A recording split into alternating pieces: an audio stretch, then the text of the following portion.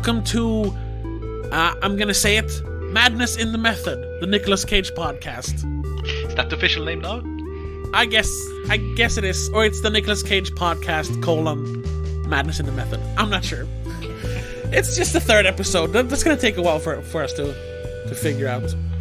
But it's the podcast where we talk about Nicolas Cage movies, all the way from Valley Girl up to, I don't know, whatever he's gonna be making when we finish this podcast, because he makes a lot of movies. But we take a deep dive into all his movies, and we talk about him and his illustrious career. And if you want to hear the episodes before they air worldwide, you can check them out on Patreon. And for just $3 a month, you can hear them before everyone else. You also get exclusive episodes of my other podcast, the Spoiler Cast, and some other stuff, exclusive videos and stuff. But anyway, sorry I didn't introduce you. My friend and trusty co-host Christopher is with me. Hello, everyone. Hello. And this is the third episode, so if you're following along, today we're talking about Racing with the Moon. Right? Yes, that's the name. Yeah. Racing with the Moon. And it's once again not starring Nicolas Cage. I guess it's starring Sean Penn. I thought they were going to be like co-leads, but they're not really. Yeah. If you read the synopsis on IMDb, it really sounds like they are both the lead. But as soon as you start watching the movie, Nope. Nicolas Cage is barely in it. It feels like. He serves what I thought was going to be like an important role, but in my opinion, not really. I don't know. Well, I think he does serve an important role as a friend, just as the friend character should do. He in some way shows the development of the main character. Sure, that's true. But let's quickly I'll just read the IMDb premise here. Mm-hmm. It's in 1942, California. Two young men await induction into the U.S. Marines and say goodbye to their girlfriends. Which, Sean Penn doesn't have a girlfriend at the beginning, but whatever. They say goodbye to, their lives, basically. You can say. Mm. I'm reading now on the poster, though, it says it was 1943. So I'm not sure which year it is. I guess it starts in 1942, because it starts like a few weeks before Christmas. So maybe it mostly takes place in 1943. Yeah, it's both, I think. Anyway, it's Sean Penn and Nicolas Cage who are basically like trying to live their lives, awaiting, enlistment or enlisting into the army or Marines. There is. Yeah, it's these couple of weeks. I don't remember to say exactly how many weeks, but these weeks where they know they will be enlisted and they are going to be shipped away to war, but they have I don't know, it's 6-8 weeks, something like that. Yeah. Before that, so it's the limbo of not being home but not being in war either. Yeah, and I think that is a pretty interesting concept that they don't fully take advantage of, I think. Yeah. But I'll just say it, overall, I think it was a pretty good movie. I don't know. Yeah, it wasn't great. Yeah, no, it's not great, but I am surprised that not more people are talking about it, because I've never heard of it, and I don't think anyone have heard of it. No, but yeah, I'd never heard of it before this. Yeah, nobody talks about it, and it's not that bad. It's pretty good. It's not great, but it's pretty good. And it's an early role for Sean Penn as well, but I never heard anyone talk about it in that capacity either. No. So I don't know. And it's got pretty good reviews. Yeah. So it's weird that no one's talked about it. But it was even hard for us to find. Even to illegally download, it was hard to find. Yeah, it was impossible to find this movie. I was it was too late then, but I was even looking at it's not super hard, but it's not easy, I'd say, to even find DVDs of it. Yeah. To buy. It's completely sold out of print here in Sweden. You could probably import it, but that would take too long. Very weird. But what do you think before you watched the movie? What do you think about it? What was your thoughts? I just judging from the trailer and what little I had read on IMDb, I thought this could have been like a hidden gem. Mm-hmm. This like coming of age movie that no one talks about, but it's amazing. And yeah, I don't know. That was pretty high hopes. That was what I was hoping for. Yeah, I had high hopes. I like Sean Penn. I like Nicolas Cage, obviously, and it's an interesting. It's the kind of story that I can appreciate, like kind of a melancholic story. But it is, but it wasn't to the capacity that I was hoping for. So maybe I was setting my expectations a little too high. What did you think? I was really thinking that I said that jokingly after we recorded the last one, but that this was going to be the bad part of Deer Hunter. It didn't sound that interesting about just men going to war and oh no, it's hard to go to war. I mean, I was not very interested in that story because I've seen it several times and it's never really interesting, especially because, well, I'm from Sweden where we don't have this thing, where there is war all the time. And it's like a natural thing of life. I don't have that, so I'm not that interested. So I had very low expectations for the movie. Okay. So now, having seen it, what did you think? I mean, as I said, it was pretty good. It's not a masterpiece, but it's like if we talk about the directing and the editing and all that. It does its job. Nothing special really. Except one specific scene, but we'll get to that later. But the acting was really solid. Writing was okay. It had a kind of a slow and not that interesting first half of the movie, but the last half was really picked up and really things started happening. And I mean, it was interesting. And also, which I didn't realize before I actually watched the movie, that this is the World War II war. Because this story is always about the Vietnam War. Yes. When people tell this story, so that was actually pretty interesting to see a whole other America than the Vietnam America. Okay. In this context of going to a war, because the Vietnam War, like Deer Hunter is a perfect example, where this feeling of it's for nothing. And there's no pride in it, and we just send people to die. While in Second World War II, there was more this: we're the heroes. We're gonna do something right. We're gonna fight the Nazis. We're gonna be good people. And, people want to go to war. Yeah, and I haven't seen. I don't think ever I've seen the story of people before the war that actually want to go to the war. Okay. Yeah. But it's also interesting that it does treat the war kind of as a neutral thing. Because, especially Nicolas Cage character, he says like, oh man, I can't wait to go to war and kill Nazis. But there is this apprehension from both of them, but then mostly Sean Penn's character, let me just double check, Hopper is his name, and Nicolas Cage is Nicky, so. Yeah. That they're basically going because they're supposed to. But especially then, Hopper doesn't really want to. He's just doing it because he has to. So it's interesting that it doesn't try to glorify the war in any way. It's focused completely on the characters, and even if it is a righteous cause they're going to fight for, it's still scary. Yeah, obviously. But there's even in like the ending scene of the movie, we get like this. It's like a hopeful thing. It's like a happy occasion that it's going to be hard. It's going to be the apprehension is there, but in the end, it's a good thing we're doing, and we're happy to do it. That was the feeling at least that we're left with in the movie.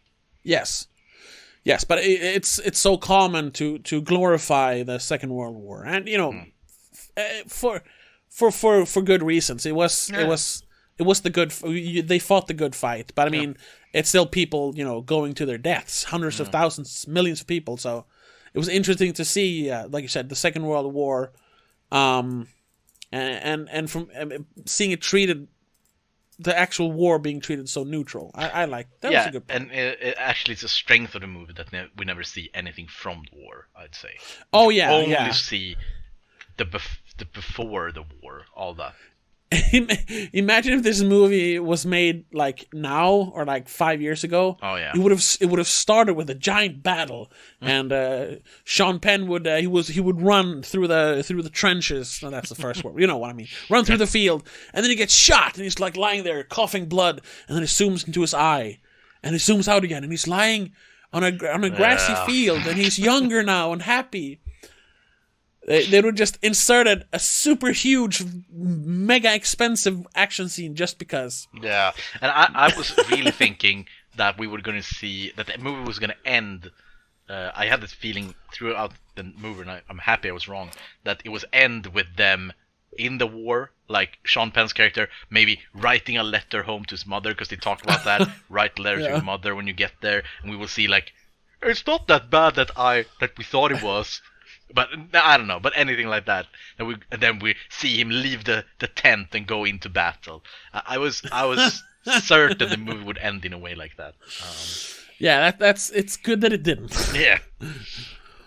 But what I would have wished for,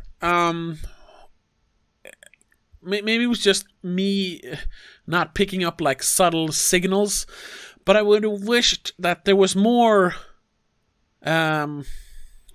scenes of specifically Hopper, Sean Penn's character, being like kind of doubting the idea of going, or being like scared of going, which he does express towards the end of the movie. Of course, I'm scared after they go to the scene in the hospital. They're on the train tracks, and he talks to who I think was Michael Madsen, right?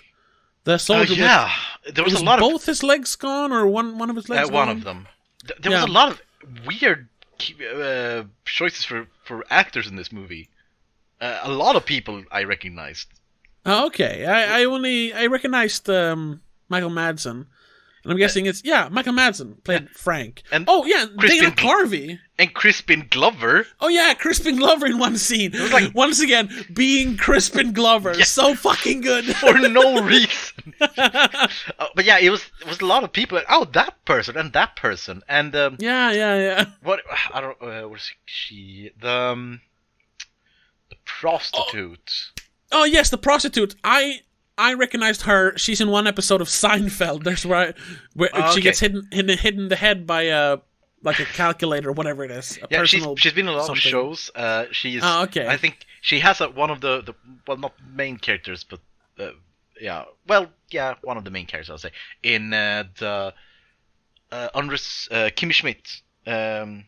Unbreakable Kimmy Schmidt. Unbreakable Kimmy Schmidt. Yeah, she's one of main character there. There was a lot of people like that person and that person, but I guess none of their careers hadn't gone off at this point, I guess. Yeah, exactly. This was in the beginning of all their careers, so that's why you see kind of like the early Rat Pack movies before they became the Rat Pack, or Brat Pack, I mean, with Judd Nelson and all those people. Yeah, you're like, oh, they were just all over every movie, and then they kind of became famous after that. Yeah. So that was my big like whoa when I saw her, the prostitute lady, because someone was like, I know her from somewhere, I know that voice. Seinfeld.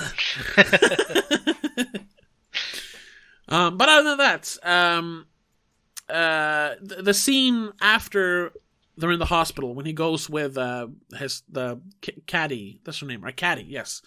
To the hospital, and he's obviously shook up by seeing all these young men with like arms missing and legs missing, and then they're running on the train tracks, and he's like, of course I'm afraid, why wouldn't I be? You didn't have to show me that. I was kind of hoping for a little more obvious scenes of him being like apprehensive of going to the war. Okay. I mean, it's there. He seems kind of aloof for most of the movie, other than when he's trying to hang out with Caddy, played by Elizabeth McGovern. Mm-hmm. He seems like drift through life. So. Yeah, I mean, as I said, the first half of the movie is pretty uneventful. I think is the best word. Yeah, it's very meandering. Yeah, it's not. And I was a little nervous that it's just going to be a nothing movie. But yeah, no, not and really. I think the biggest issue is that, as you said, maybe put some of those things in the first half. Yeah, exactly. Just put anything in the first half, because the only thing, like the first half of the movie, I'd say maybe 40 minutes, maybe even the first hour of the movie, because the movie's like 140, I think, something like that. It's doing the same thing that the first 15 minutes should do. Just explaining all the characters, where they're from, who they are, introduce the love interest, introduce something with that. It took like an hour just to do that. Yeah, it's a little drawn out. And it could. Yeah. No, I was just saying, it could have been like, instead of an hour and 40, it could have been like an hour and 20, and it would have felt a little more fast paced. I mean, it doesn't have to be fast paced, but the pacing would have been better. Yeah, they should have put any kind of, because I was thinking afterwards that the first half should have. The biggest issue is that it doesn't have a conflict, no real conflict. Oh in yeah, the first half. yeah. So they should have put the. Going into spoilers, this it's an old movie, but nobody has seen this, so I think it's fair to put a spoiler warning. Sure, in this episode. Big spoilers for. Yeah, so from now on, there's spoilers. The big conflict in the movie. But I think so. This conflict of her being she comes from. He thinks she comes from a rich family. But she is actually the daughter of the maid there at the rich family. And I think they should have put that conflict, that reveal for him, in the first half of the movie. Yeah, because it's not impactful enough to be like the end, like closing twist. That, no. Oh no, I'm actually poor. And that could He's also like, whoa. have made the thing with the abortion.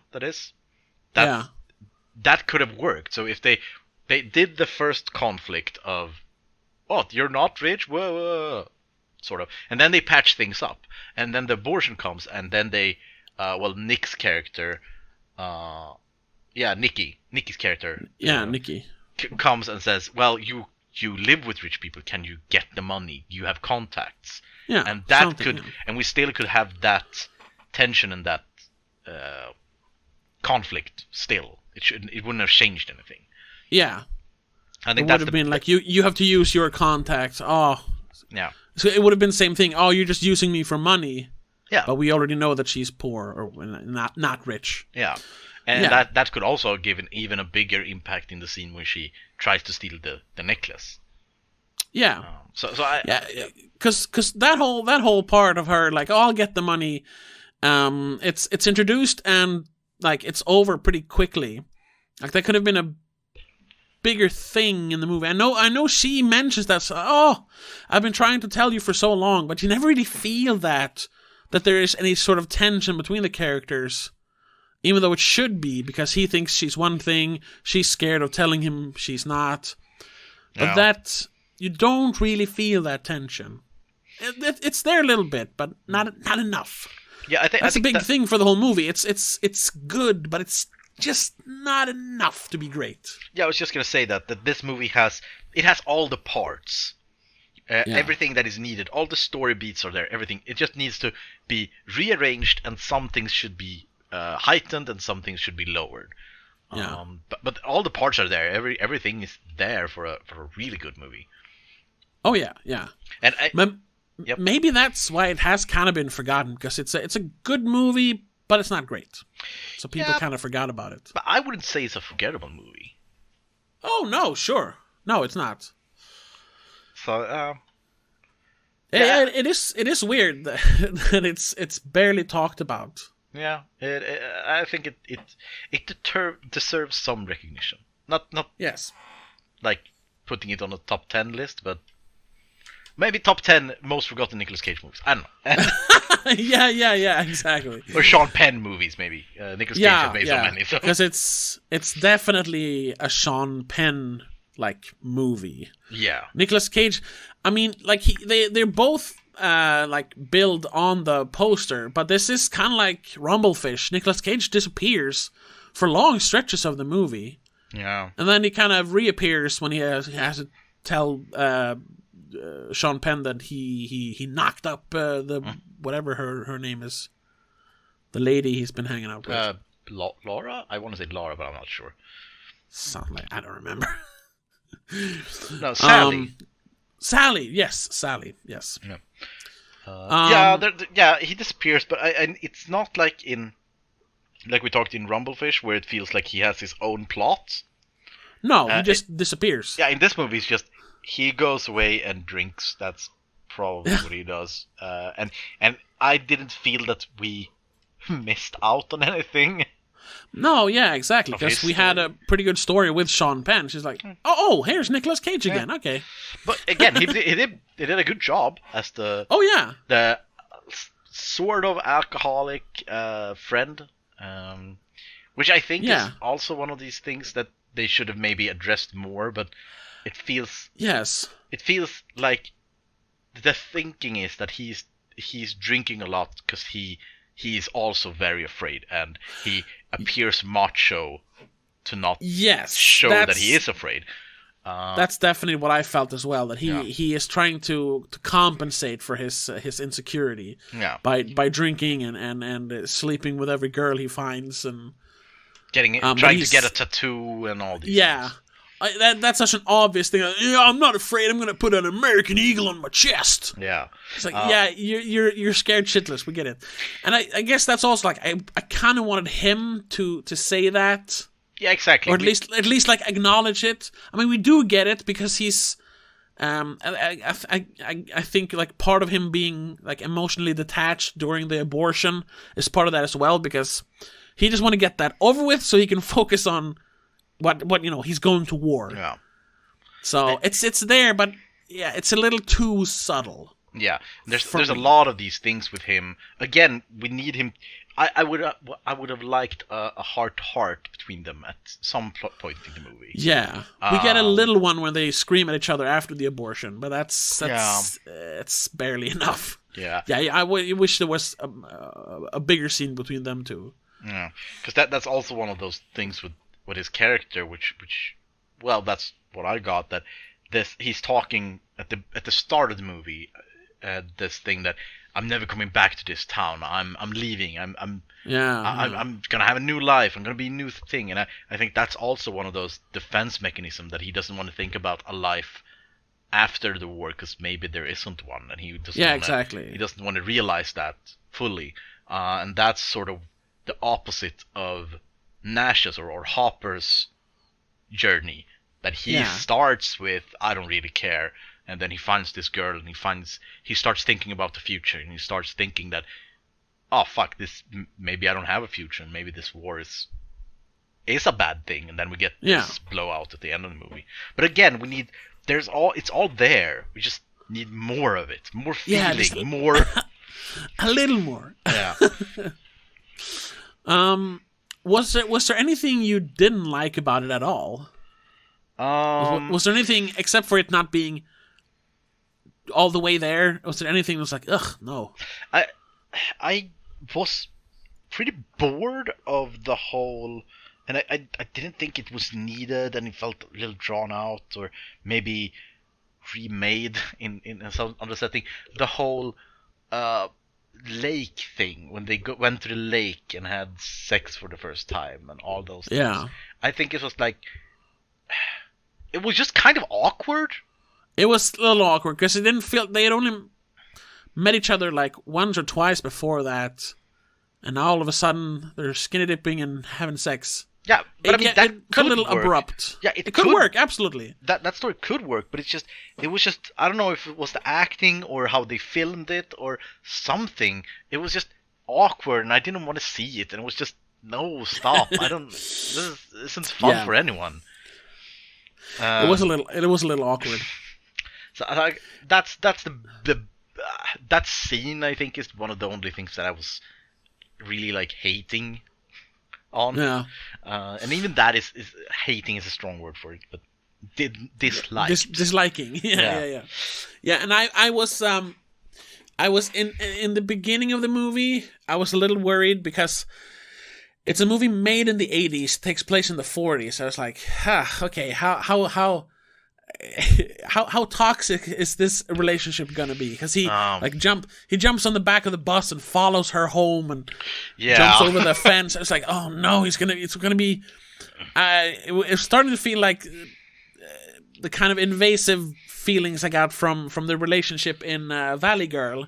Yeah, oh no, there was definitely some real stalker warnings there in the first half of the movie. Yeah.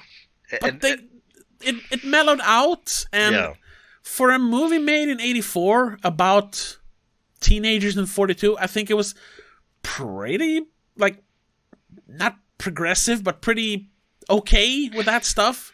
Yeah, even having like an abortion B plot or subplot. I would go so far to say that it was the best we were gonna get with those two eras combined. It's the best we're gonna get. Yes. But that's also why I was a little like, ugh, when they had sex after the lake dip. But that was the only thing. I was happy it wasn't more creepy, the relationship, because it could be. Sean Penn can be very creepy. Yes. I gotta say, I was really impressed with Sean Penn. I mean, Sean Penn is a great actor, we all know that. Yes. But even this early in his career, because I don't think I've seen anyone, if we, not that specific part of the movie, but the other parts of the movie, I've never seen someone play awkward in such a good and realistic way. Yeah. Because there was it wasn't like this generic, like, stuttering and looking down and those awkward things. It was like just his whole presence was awkward. Like in the skating rink. Oh yeah, the skate rink, yeah. And he was so weird and awkward. You get it? Like genuinely awkward. Yeah, because I mean, you'd be awkward in that situation too. He was more or less tricked into a date with someone he doesn't want to date. And when the girl grabs his hand because they're doing like a train kind of thing, and he's like, "Oh, let go of my arm!" It sounded so genuine. Like, no, please don't let go of my arm. So that was really great. His awkwardness was really great. Yes. Yeah, Sean Penn is a great actor. But I've never seen him this young. I have seen Fast Times at Ridgemont High, but that's a very different character. So yeah, I've never seen him act like seriously this young before, and I was pleasantly surprised. But the greatest scene in the entire movie, which was the high point, when they played pool with the Navy guys. Oh yeah. It was amazing. It was perfectly in that scene, in like a vacuum, was perfect. I have no complaints. Okay, yeah. I was so in the movie, for people who hasn't seen it and is not caring about spoilers. With spoilers. Yeah. So Nicolas Cage's character knocks up a girl that he just like wants a night stand. And she gets pregnant and needs an abortion. An abortion costs, I think, it's $150, I think, or something like that. So they need to get money, and they keep hinting that they have a way to get money. So Nicolas Cage's character says to Sean Penn's character, "We gotta do the thing." They say something, but I don't remember exactly what. And Sean Penn said, "No, we can't do that. It's last time we did that, we almost died." So it says build up. If you're gonna do a robbery, what's going on here? It's gonna be a heist movie. Yeah. But then we realize they go up to outside of town to a bar where they have pool, and then they swindle people because Sean Penn character Hopper is very good at pool. And then, so their plan is, in the start, it's like maybe they can just win the money, but then there's this classic swindle of playing badly and then up the ante, and then when they up the ante to what they want, then he starts playing good. Yes. So they try to do this with Nicolas Cage has this roll of money, which we then find out it's Monopoly money. Yeah. And they start, and they bet this money to 4 Navy people. For sailors. Sailors, yeah. And then they start playing pool, and Nicolas Cage says to Sean Penn, "Hey, he's good, but yeah, he's a lot better than he was before." So they are doing the same con back, sort of. Yeah. And then there's this, and I was thinking forth. during this scene, like, we need some good music to this. We need something, something fast paced, because it's a good scene, but it's not interesting. And then this sort of jazz, jazz song comes on. Yeah. And they start trading blows with each other, and they putting numbers on the blackboard. Chalkboard, yeah. It's great. And then they lose. Yeah, they lose by 1 point. So fuck. All right. But I thought time for Plan B. Yeah, and they run. It was a great scene. It was the best scene in the entire movie, and it was amazing. It almost became a different movie there for 5-10 minutes. Yeah, so that was the hands down best part for me. Do you have a best part? That one is up there, but then I don't know if I have a best part, but it's a part that stuck in my head was the beginning when he's having like a piano lesson. And he keeps getting slapped on the fingers because he's playing wrong.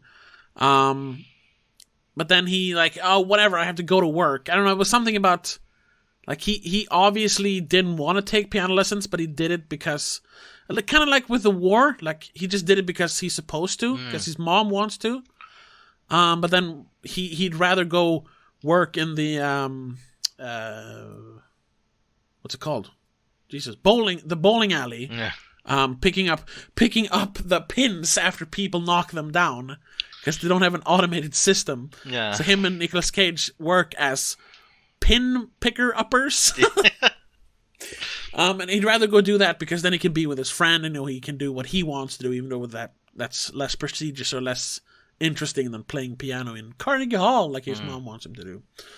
I don't know. I like that scene. It was a good introduction to the character, I think. Yeah, it was... but nothing else sticks out really, except for the pool scene, definitely.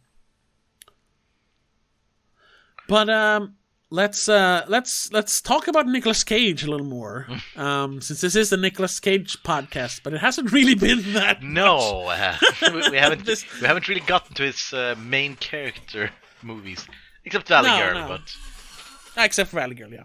Well, once again though, this is 84. Valley Girl and Rumblefish was 83, right? Yeah, correct. Yeah. And I'm still...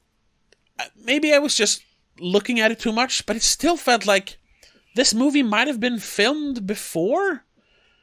Because his teeth still looked different, like they did in Valley Girl, but not as much. And there was the whole thing with Valley Girl was the only movie he filmed before he had his teeth fixed. But I thought his teeth looked weird in this one as well. I don't know. I was just... maybe I'm just obsessed by his teeth now because that was the thing. It seemed like it. Well, maybe we can find out when it was filmed. I haven't found anything particular about when it was filmed. But I mean, it could have been filmed in 83, so...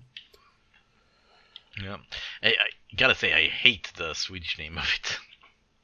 Oh, what's the Swedish name? The Swedish name is Nu börjar livet.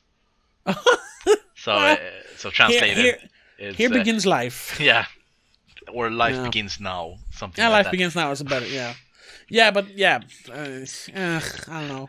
But it makes it sound like such a boring movie. Yeah, and I mean, it's not really fair because this might as well be the end of their lives. They could die the first day in the war, so... Racing with the Moon makes more sense. It's literally... I mean, I haven't looked this up, but I'm feeling like the title might have been different at first, like Racing with Time or something, because that's basically what they're doing. But they're like, that sounds dumb. Let's call it something more romantic. Racing with the Moon. Racing with the Moon is the film's title is taken from a song that was a hit in 1941. was a short number 1. Okay. So it's probably something like that. But it seems like it maybe wasn't the first name. Yeah. But Racing with the Moon works because the moon represents time, so that's what they're doing. They're just trying to live their lives before they have to leave. Now, also another thing that was kind of interesting. Well, could have been interesting. They sort of they hinted at it, but they never really did it full out. The train metaphor. The train and train tracks would keep coming back into the movie, and then the movie ends with them jumping on the train and leaving for the war. And there was something there, but I couldn't really. Yeah, I don't know exactly how. Yeah, but that is because they talk about racing the train, and there's one scene where they're just standing on the train tracks waiting for the train to hit them. It's basically I think it's the meme "Life comes at you fast." I guess the train kind of represents like life or reality, because they're about to, you know. Yeah, and also there's these things. Maybe I'm just reading into it, but when they see the train coming at them, and Nicolas Cage is saying, Nicolas Cage character is saying, the train wouldn't hurt us. It's an old friend. Yeah. That could in a way be a metaphor for the war. That we won't die in the war because America's an old friend. We're going with the train. It's an old friend. And it's some symbolism there that I can't really grasp or put to words. Definitely. There's something. Yeah, and specifically that he says it because he feels like he definitely feels like he's going to war and kill all the Nazis and nothing's going to hurt him. So he's not afraid of being hit by the train. It speaks to them as characters. But what did you think of Nicolas Cage? What little we saw of him in this? He was good in the movie. Can't say anything else. He did a good job to portray, as we talked about, all these small emotions, and you can read into a lot of things. And I think a lot of that is because he acts them out in a great way. There's some Nicolas Cage mannerisms in this one, not many. Oh, not a lot, but I say the night when he wants to get a tattoo, that's when that's peak Nicolas Cage in this movie. Because in Rumblefish there was no Nicolas Cage mannerisms, and he was very subdued. Yeah, in this one there was some, so you can still see the current or the I don't know what to say, what we think of Nicolas Cage today. You can see some of that in this movie. The Rage Cage. Yeah, because he was playing a sort of a chaotic role. The character is more of a Nicolas Cage character, definitely. I'm just gonna look. Because I wanted to see how many movies before we get to Vampire's Kiss. Because I want to see like if there's like a gradual increase of him becoming more and more unhinged. Because that is, I mean, to date, I think one of the craziest roles he has played. Which I still have not seen. Oh my god! Okay, that's one of the reasons I even came up with this podcast theme. I'm not gonna hype it up too much. But I know a lot about it, so I don't think you can hype it up more. Okay. But I mean, yeah, the movies he made after this, we're skipping ahead a little bit, but it's Birdie, which is another war movie, but that's a Vietnam War movie. Oh, okay. And about the aftermath of war. I actually haven't seen that one, but I have it on Blu-ray. Another Boy in Blue, I don't know what it is. Peggy Sue Got Married. That's also like he's starting to act a little crazy, in that movie. Same thing with Racing Arizona. Then I haven't seen Moonstruck, but then he goes full Nicolas Cage in Vampire's Kiss. So it's gonna be interesting to see the ones I haven't seen there. But yeah, I also I enjoyed him for what little time he was in the movie. I liked him, and that scene when they're on the roof and he's drinking and talking about his tattoo, it's like, oh shit, there he is. It's Nicolas Cage. He appeared. So I have done a little research, and I think I have found the teeth debacle. Okay. Some facts about it. Yeah. So I think you're right, actually. Okay. According to the teeth. I think this one. So, let's see here. So, filming for this movie was May. Wait. No, wait a minute. No, that doesn't make sense. Sorry, Rumblefish ruins it. So, this one was filmed between May and June in 1983. Okay. Valley Girl was filmed in October 1982.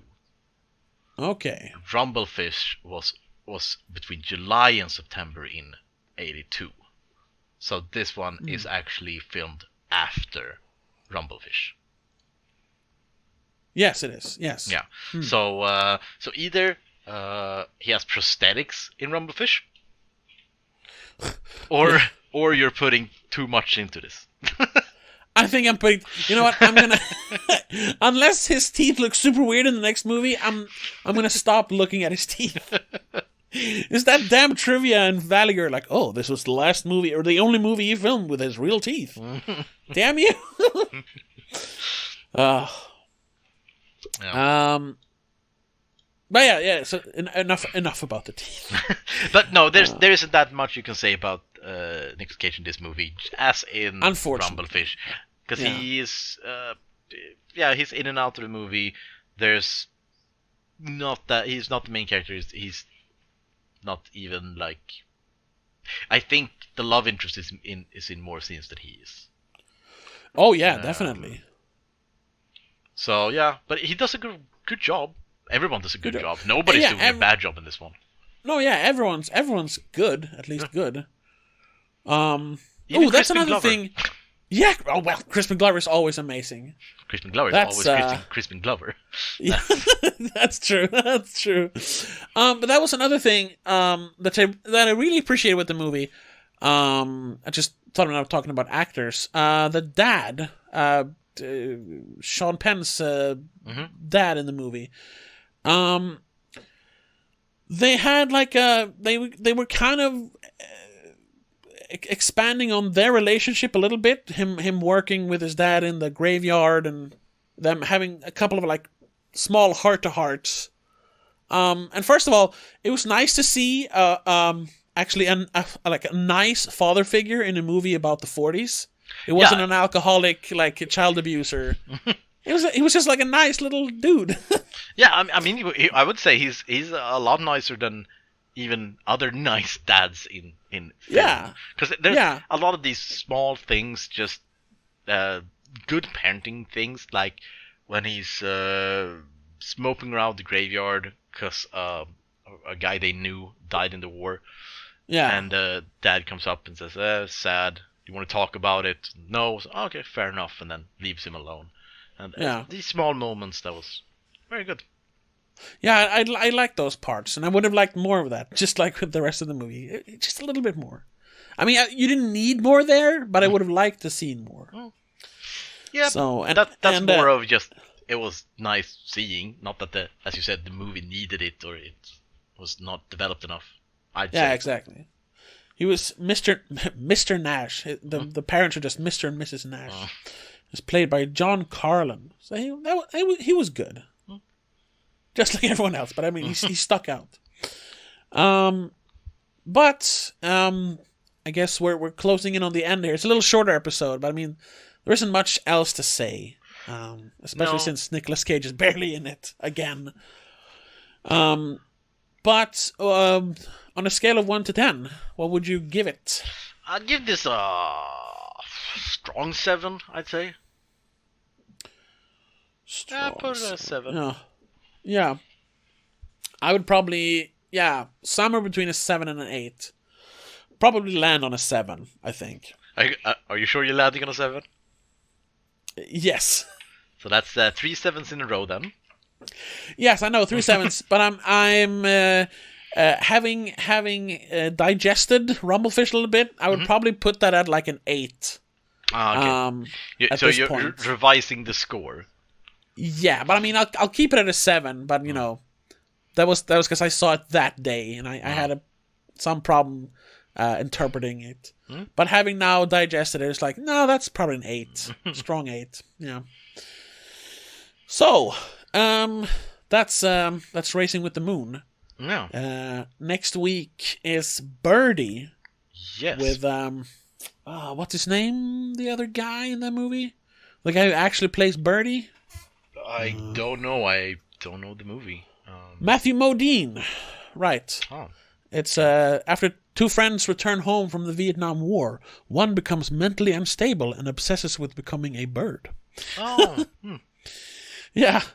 Right, that's that's supposed to be like a great movie though, from what I've heard, and it has pretty good reviews. So I'm looking forward to watching that one. And I've had it in my Blu-ray collection for a while, but I've never like took the time to watch it for some reason. So just full transparency here, I'd say. In this podcast. So Nicolas Cage actually was in a movie between these movies. Oh yeah? A movie we are not on the list because he has a very minor part. It's Cotton Club. Oh right, yeah. He's like in one scene or something. Yeah, right? I'm not sure exactly how much, but he's so little that I said this isn't a Nicolas Cage movie. It's not for this movie. So if someone actually knows all of Nicolas Cage's movie and is getting angry about we're not reviewing Cotton Club, we know about it. We decided not to review it. Yeah. And I just want to say then, if I'm gonna plug the Patreon again, if you're on the $3 tier or higher, you can tell us on the spoiler cast, but maybe on the Nicolas Cage podcast as well, can tell us what movies you want us to talk about. So if you really want us to talk about Cotton Club, we'll do it as a spoiler cast, but you got to pay for it. But all in all, pretty good movie. If someone gets the what do you say, the has what one I don't know. The opportunity was there. If anyone has the opportunity to watch the movie, do it because it's pretty hard to find. And I was gonna say a good watch. If a friend asks me like, "Oh, what do you think of this one?" I'll say, "Yeah, I'll show it to you," but no one's ever gonna ask that because no one's ever heard of this movie for some reason. Yeah. So it could be something with the studio that the studio just sort of buried it in a way. Could have been something like that. So yeah. But if it's on TV, I doubt it. But if it is, watch it. That's my review. Definitely. It's the only chance you're gonna get. Yes, because it's gone everywhere else. Yeah. But yeah, that's it for this week. Thank you so much for listening.